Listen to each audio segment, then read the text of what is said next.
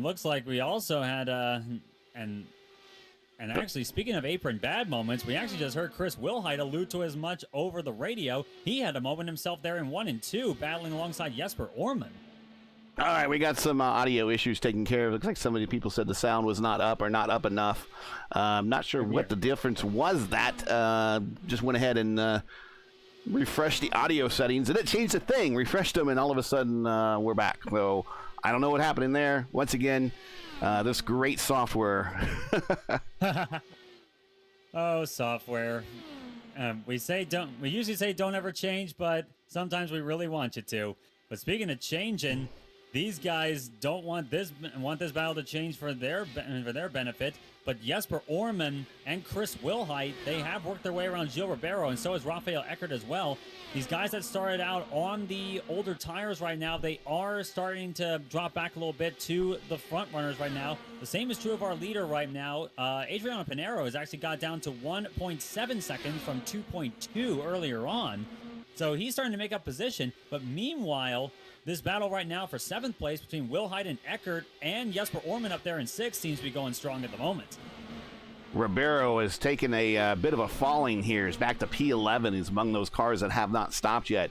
So he is now suffering with those tires. Maybe actually might have damage from actually when he did hit the wall. We don't know that for sure, but he seems to be getting passed by an awful lot of cars right now. The other car that didn't stop is up here in P5. There it is, in that the yellow, navy, and teal car of Romanzini. He is in P5. He is 35 laps on the current stint. And there's your current leader in that green car, throwing all sorts of bad racing juju luck into the wind with the green car. Justin Dora is your leader, 36 laps into his current stint, and he's pretty much led the last 10 laps here, and he has himself a 1.4 second lead over Adrian Pinheiro, who was the early leader before we had that first caution. Indeed, and Pinheiro has been able to cut into the lead. It's as we said, now it's 1.4. He's carved about 0.8 of a second out of that lead gap. But in Justin Dore's situation, as much as the clean air seems to be something, well, it's something we all enjoy as drivers, but he is going to be praying to the racing gods that another caution comes out soon. And forces these guys. Soon. Yeah, it comes out rather soon right now. Around, ideally, like anytime between now and lap 50, Dore is going to be hoping that someone behind him makes a mistake and brings out a caution, so everyone will want to come in on fresh tires. Meanwhile, the battle for second is on. Gonzalo Romero goes zooming by Pinheiro on that low side. Wow, he made great use of the low side. Normally not the fastest line around here. We're watching right now currently the last laps by. Pinheiro did a 2:03 last lap for some reason, so he might have had a moment where he had the lift. Romero 2:07 probably with the draft there. Dore by himself in clean air, still with old tires, but probably a much lighter car. 2:07.1 last time by, as we're looking at the speeds, and gets Romero about up into the wall. We say often apron bad, but also wall bad. That was really close for Gonzalo Romero. It's not the first time we've seen that tonight, but he didn't lift. Boy. He had 2:07.4 that time by. He did not lift at all. Let's see how he comes by this time. Norm Benning would be proud of that. I just never lifted. Gonzalo Romero is digging hard right now. Whoa, 2:02 that time by. So, wow, interesting enough, these guys further on back, look at the speed difference between Dore up front by himself. 2:08, 0.26, Romero 2:02, Pinheiro 2:03, Franzoni 2:04, 2:04. So the pace is clean air up front. Justin Dore is all by himself, and he is pulling away. He certainly is, and at the moment, I'm not too sure how much good Romero and Pinheiro are doing for each other right now in this battle. They were a bit quicker that time by. Pinheiro with a 25.5, Romero with a 25.6. They were running 25.8s and 9s earlier for those rather slow speeds, but Romero comes very close to that wall once more. Pinheiro looking to the low side, and again is trying to find as much clean air as possible, but these old tires and how much these guys have been battling each other, it has been doing them no favors, it seems. Riding along on board with Justin Dora in the backstretch here, coming out of turn 2. Not a soul in front of him at the moment. Probably has about another, I would say, 10, 15 laps before he definitely has to stop, because that caution period, he was able to save a little bit of fuel during then. But at that point, he's going to have to duck in if there's no cautions between now and then. And it goes back to what we were saying earlier. He is probably praying for a caution here, certainly within the next 10 laps or so. But as you see, the road in front of him is clean and clear, and that's why he is putting down massive laps at the moment. Has himself a 4.1 second lead over Romero as he is getting ready to cross the start-finish line and complete or start lap 45 of 75. Starting to click down pretty fast here with only one caution. Been a very sanguine experience up there for Justin Dore's number 21 machine. Of course, how long he'll be able to relish it is another question entirely, but this battle back here has been far from relaxing between Romero and Pinero. Romero came up and brushed the wall a little bit once again off of turn number 4 a few laps ago. These guys have been fighting hammer and tongs, not only against each other, but also against their own race cars, it seemed. Yeah, let's take a look at speeds last time by. Last lap, 2:07.3 for Dore. I was just to say Dore for now, and if he corrects us otherwise, we'll go ahead and correct ourselves. But 2:03.9 for P2. That's the next closest car. He is continuing to set down blistering laps.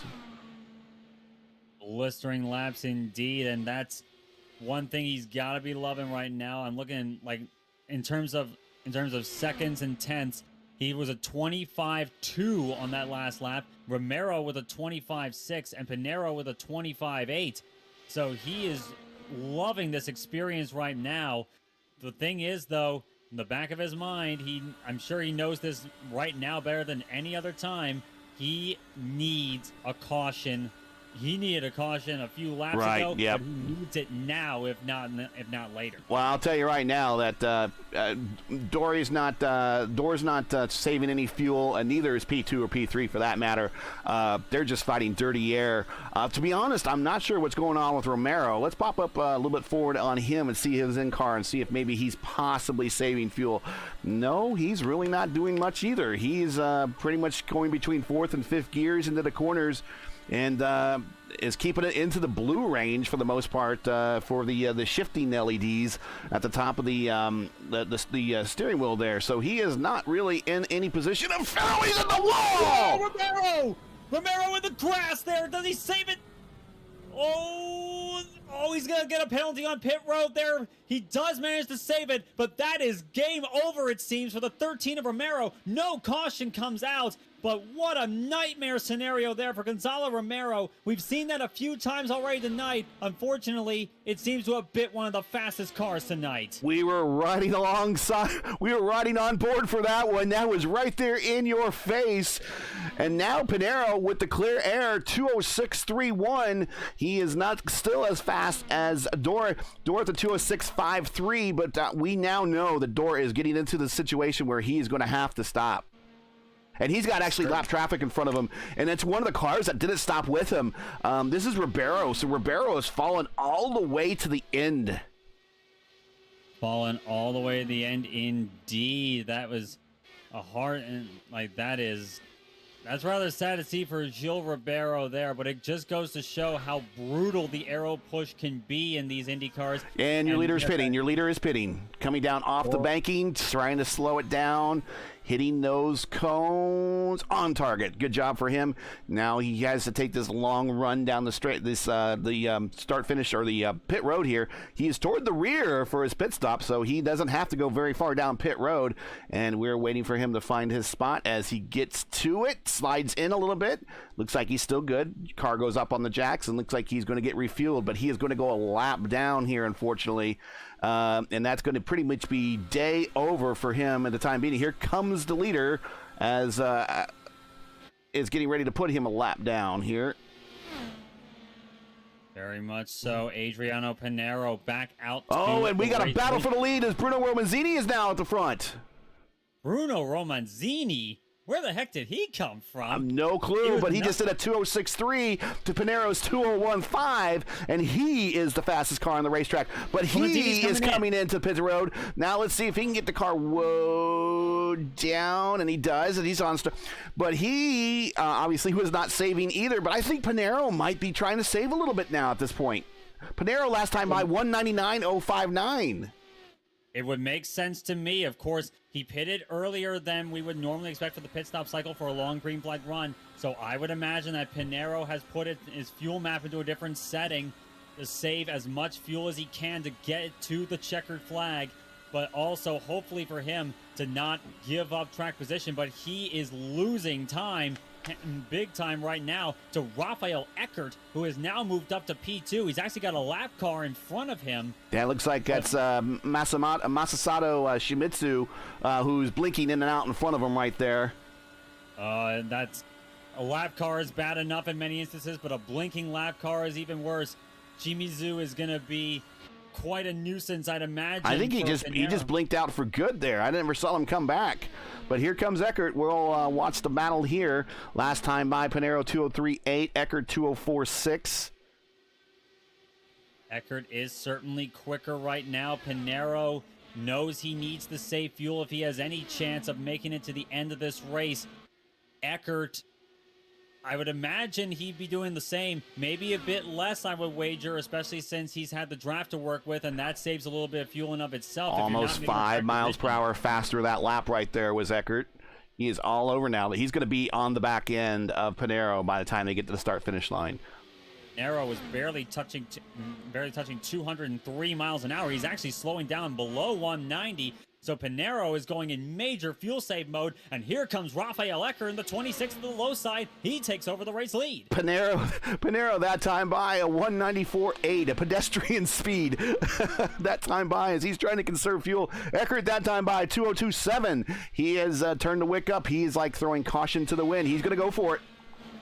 And giving you an update on Masato Shimizu, he is indeed out of the race with a connection failure. Tough break for him. But meanwhile, this battle for third is getting heated. Rodrigo Franzoni and Tony Pizarro, who started 23rd, up to P4. Up 19 spots. Man's been clawing and climbing this entire race, and he is right there, and he has himself a fast car. And it looks like Franzoni is going down low, and Pizarro just takes the high side, goes right on around. So I'm wondering if these guys in the back might, maybe, possibly, have saved a little bit more fuel than these guys racing up front, and these guys up front now are starting to pay for it.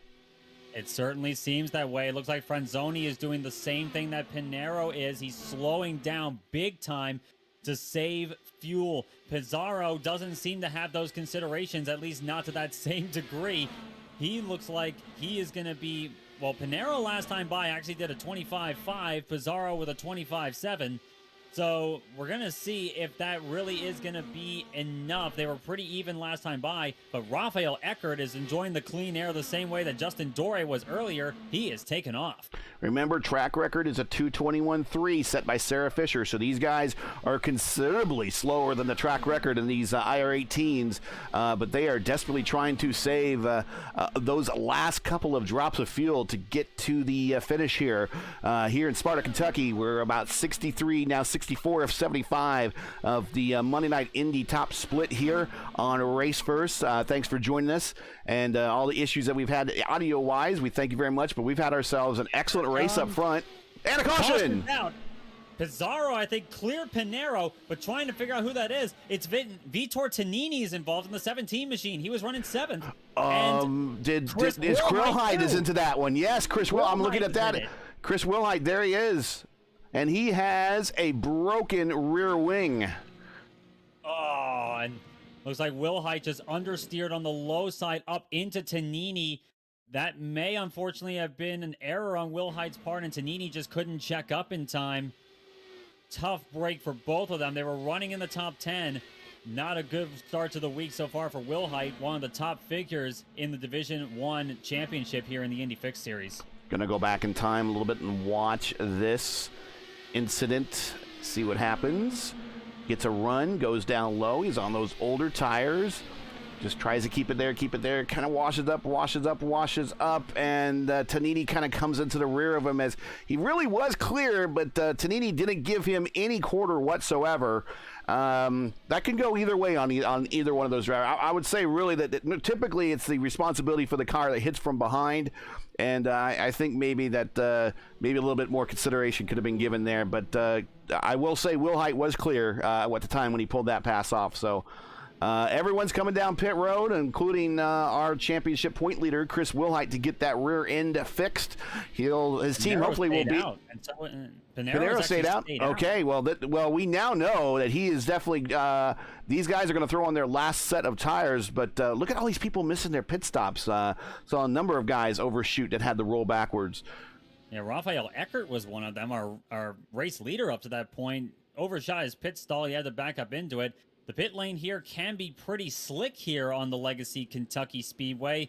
You got to be very careful with your brake application, especially here. That concrete, it's kind of like the surface at Dover, rather glassy in some ways, even if it is bumpy, but it's very slick, very unforgiving.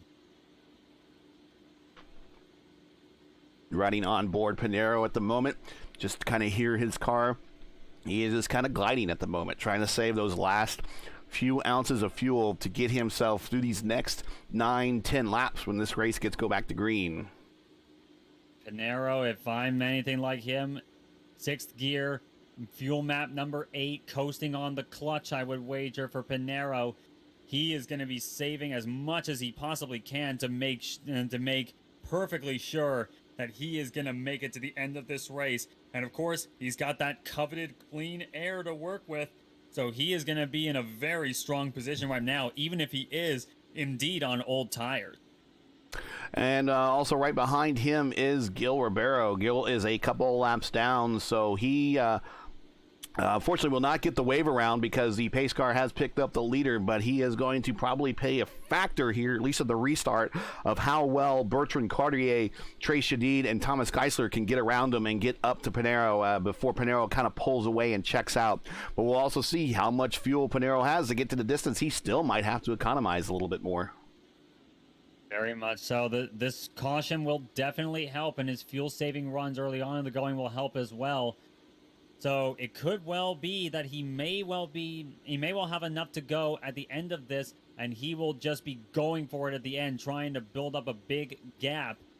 So we'll see what the situation is for Pinero. We'll certainly know for sure after lap 75 here tonight. Barrow coming into the pits behind Pinero, so of course he wasn't going to get his lap back anyway, unfortunately. Yep, and that really helps out the front situation. So there you see right now the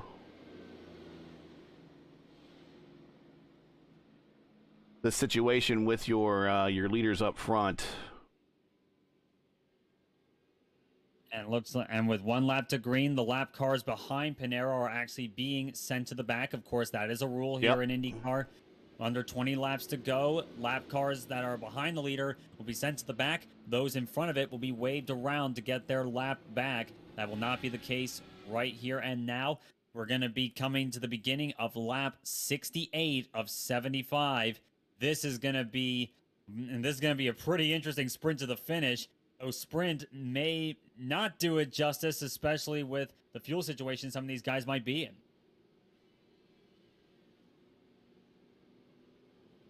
Getting ready to go green here momentarily. Everyone moving up to that high line once more. We're waiting for the iRacing pace car to peel off. It's Pinero, Cordier, Trey Shadid, Thomas Geisler, Dakota DeMeg, Mark Murphy, Rafael Eckert, Rafero, Francis, and Pizarro. Pace car down. Pinero once again with a jump. Green flag flies. Let's see if he's got enough. And we got a car spinning out back. That's Murphy. Mark Murphy in trouble. And he resets. So no caution. Very close call there for Mark Murphy. He keeps it on the apron. He's actually got it back going again. But looking at the lead once more, Adriano Pinero with the lead right now. Trey Shadid and Thomas Geisler, I'm looking back there in P3. They're battling in for the moment, and they're catching up to Bertrand Cordier right there in that number 15. It's been a quiet night for him so far, but look at him right now in P2. And that's all it has to be, quiet or loud, whether or not it's how you get there. And he has worked his way up to P2, up 9 spots for the night. Trey Shadid up 6 spots. Thomas Geisler up 14. Raphael Eckert, on the top side there. Ray Shadid, we'll take a look at that. 3 wide coming through the triover area. Geisler looking to the low side on Shadid. That was close there, but Shadid will hold on to it. And here comes Eckert, passing both of them on the high side. And Jesper Orman's joining the fray too. He blows right by Thomas Geisler. Coming to 5 laps to go. Orman looking to the low side of Shadid. Shadid, forced up high there. That will force him to yield that position to the number 3 machine. But Pinero, meanwhile, he is blazing fast right now. His last lap was a 24.8. So he seems like he's comfortable with the fuel situation he's in.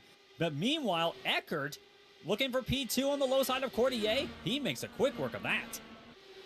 Still time left here in this battle. We're down to 4 laps to go here, so it is rapidly closing in on the finish here. Still a little time, but not a lot left really when I look at the grand scheme of things as these laps continue to trick down with 25 sub 25 second laps. Ooh, one of the cars in the back there looks like it might have been Franzoni, might have almost gotten into the wall.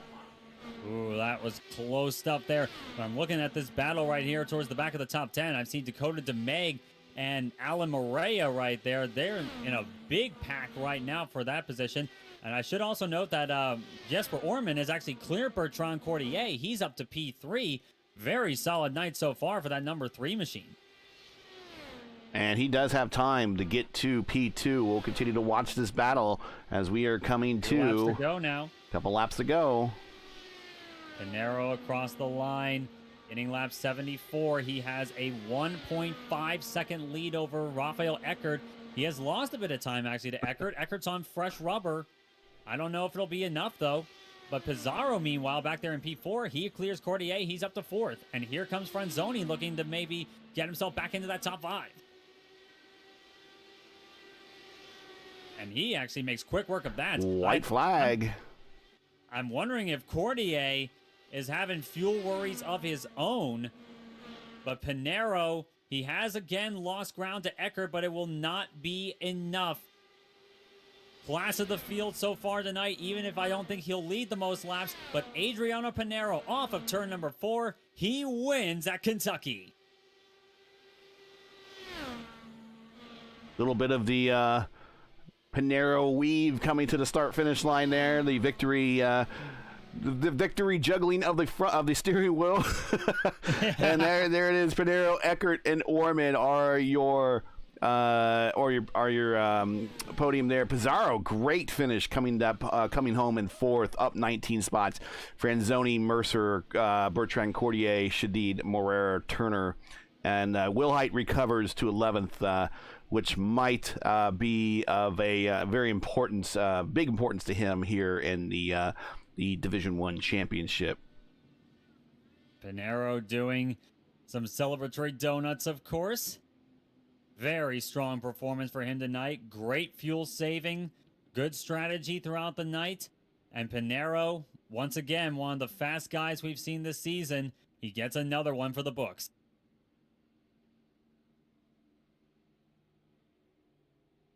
Let's see if we can get the final standings up. We've been having overlay issues in this last run for some reason. Once again, well, we'll get the final standings up here, hopefully. If not, we could definitely review them with the help of... There we go. There's your finals results.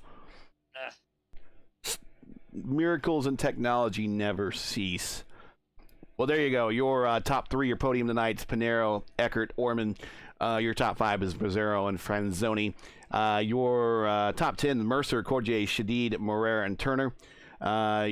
Going on back to, for some reason, the overlays are showing positions are way off for some reason, but we know that Chris Wilhite finished 11th, Thomas Geisler 12th, Haisong 13th, Dakota DeMade 14th, and Freddie Garcia had a very quiet race in 15th. Pablo Diaz-Francis, a disappointing day in 19th, 20th. Daniel Fafaro. Bruno Romanzini had a good mid-brace by staying out there. Also, Justin Dore finished 21st. He led some laps, had a good night. Probably something to build on for the rest of the season. Finishes 21. Hamelink, Murphy, Ribeiro, Tononi, Shimizu, Romero, and Fraporti make up your 26-car field. And again, not sure why that our overlay is showing that Adrian Pinero, even though he finished first, finished 7th. So let's get into the interview room, see if anyone's here that would like to speak with us. And I do see Jesper Orman, and Jesper Orman did finish 3rd, so I'm sure he's going to give us a full rundown.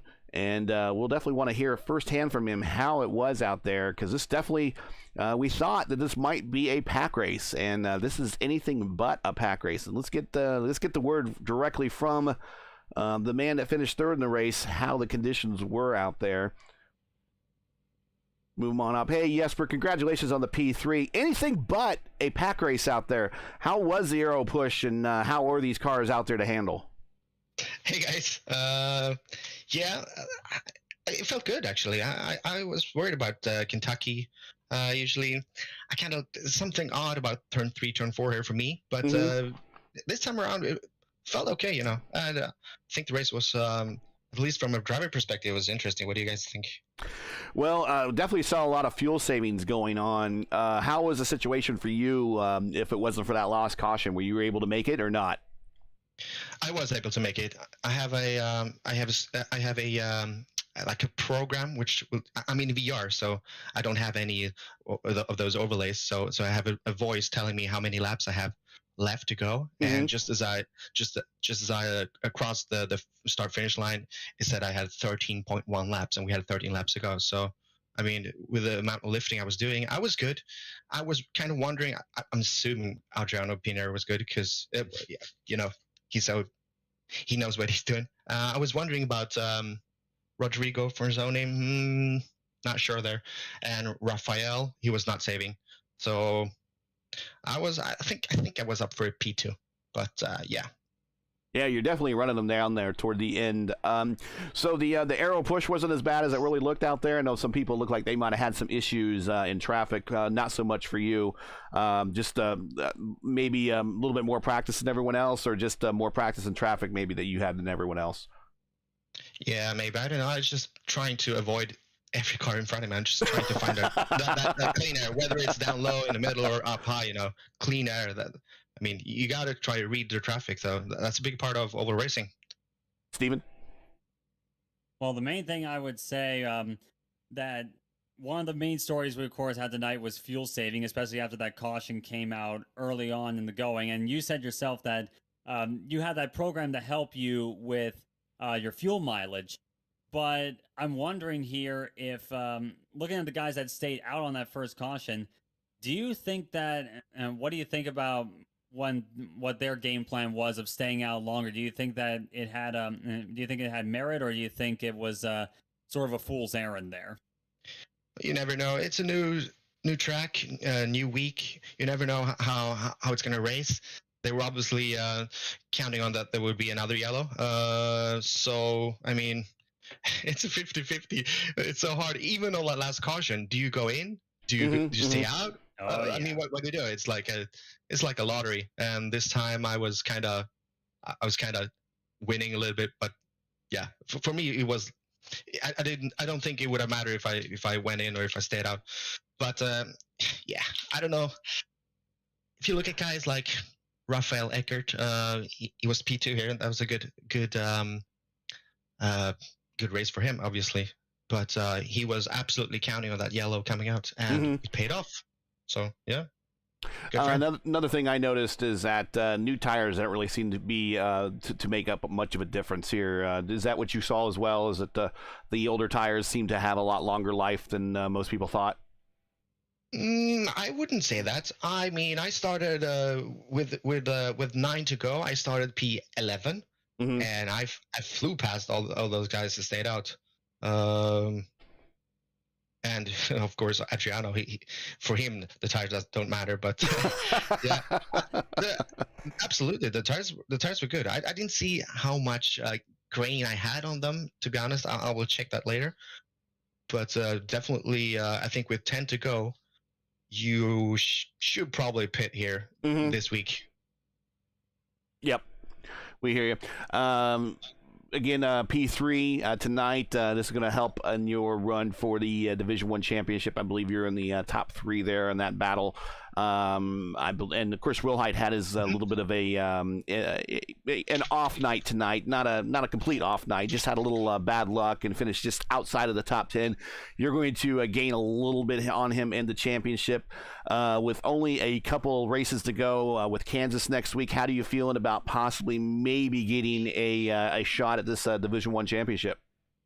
I think that's going to be hard. As it sits now, I'm P3 with 1531 points. Adriano is second with 1647, and Chris is first with 1710. I got a couple of weeks, obviously, that will drop. I got a 131 and a 158. They're probably, I'm going to probably get rid of them. But yeah. I only think I'm going to gain about 100 points, maybe 150, but that would stretch it. And that would put me at 1680, which is still short from Chris. So, but I know. I mean, a P3 in the championship, that's good. I'm happy with that. Yeah, that is actually pretty good. I think a lot of people that are especially finishing way down in the order, like, hey, man, I like to finish third. So I definitely think you got a shot for it. But while we got you here, anybody want to say hi to, shout out to while we got you on the air? Yeah, I would say shout out to my teammate Matt, who was he was in this race. We had a good time. He's always he's a very, very good guy, very very important for our team, and yeah, thanks to Matt.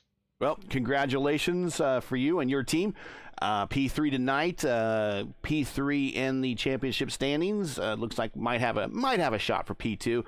I think you have a shot for P1. You never know what's going to happen here in the next couple of weeks, but we'll see. That's why we run the races. We don't run them on paper. We run them actually on the virtual asphalt. So we'll see what happens here coming up.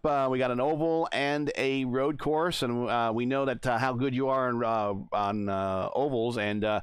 I will say, watching you in the PMRL, your road course skills are pretty darn good too. So I think you definitely have a shot at definitely holding on at least P3 in the championship. So I am remaining hopeful for you, nevertheless. So congrats on tonight, and congrats for the remainder of the season. And we will see you next week in I believe it's going to be Kansas. Yep. Thanks, guys. Thanks, Steve. Thanks, Gary. Always a pleasure to have you guys broadcast for us. No problem. Well, have a good night, and we will catch you next week. See you guys. And there he goes. So, your thoughts? I mean, this is a pretty exciting race. It went by really quick with only 2 cautions. We had an early one. We had a late one. Your thoughts on tonight, and is the legacy status of Kentucky maybe possibly underrating this configuration, that maybe we should come back and try it some more? I personally would think so, especially since this is, historically speaking, and I'm a bit of a history nerd myself, this is the configuration that IndyCar actually raced on back in the 2000s. Yes. But I would say legacy may be underselling its importance a little bit, especially since the style of racing here can be very different, or maybe a bit more it can be the trying not to mince my words here, but the style of racing that this sort of track allows, it accentuates in different ways depending on the different configurations here. And as this track showed us tonight, a lot of us were maybe hoping for a pack race here tonight, but this track showed you don't necessarily need a pack race in order for the racing to be exciting and compelling here. This track shows that even on a mile and a half, you still have to be able to drive the car efficiently, to drive it effectively, and keep it out of danger to get it to victory lane, and you can still put off some great moves to get up through the pack, as people like Tony Pizarro and Adriano Pinero have certainly shown us tonight. So a very compelling argument, I'd say, to come back here more often. I agree. Well, that does it for tonight. Once again, your podium from Kentucky is Adriano Pinero with a great run. Rafael Eckertz, he obviously was not saving any fuel at the end, according to Jesper, and Jesper Orman finishing third there on your podium. Join Race First again next Monday, as we'll be coming to you from the Kansas Speedway for round 10 of season 1 of 2022 of the Monday Night Indy Fixed Top Split. That's next Monday night, 7:15 Eastern Time on YouTube at youtube.com/racefirst. Hey, we love to bring these races to you, and they, as you see every week, they are never easy, require time and money to produce. We have brought you coverage of the last 2 seasons for free out of our passion for the love and the sport of IndyCar. If you are just as passionate about IndyCar as we are and would like to see Race First coverage on the Monday Night Indy Fixed Top Split coverage continue for next season, please take the time to visit our GoFundMe page. The link is in the description, and donate to our Monday Night Indy Fixed Broadcast Fund. We realize times are tough, so any contributions be greatly appreciated. We thank you for watching and making us a part of your Monday evenings. Now, as you know, the YouTube algorithm game is not easy, so help support Race First with the weekly grind. Please leave a comment below and let us know how it's tonight's race. And if you enjoyed tonight's coverage, support us by smashing like in the video. And if you're new, click subscribe. While you're at it, hit the bell for weekly reminders so you don't miss out on more of Race First's iRacing programming, including our exclusive coverage of the Midwest Kidney Warriors Formula Indy Series on Tuesdays and the Revolution IndyCar League's Schaefer IndyCar Series on Wednesdays. Check youtube.com/racefirst for time and availability in your area. And on Friday, May 13th, join myself, 2-time Velocity Online Racing Series IndyCar Series champion Alex Van de Sant, and undoubtedly others, as we'll be bringing you coverage of the fixed Indy 500 bottom split. Yes, it's bottom split coverage on Friday the 13th. What can go wrong? For business inquiries and to learn more about Race First and what we do, visit racefirst.com or follow us on Twitter. You can follow me, Gary Gotso, on Twitter at Gary Gotso. So for Stephen Larkamp, everyone at Race First, I am Gary saying all good night. Thanks for watching, and thanks to all of our men and women serving in the military and its first responders. Godspeed, God bless, and come home safe. Thanks again, folks. Catch us again next week for the next race of the Monday Night Indy Fixed Top Split. Good night.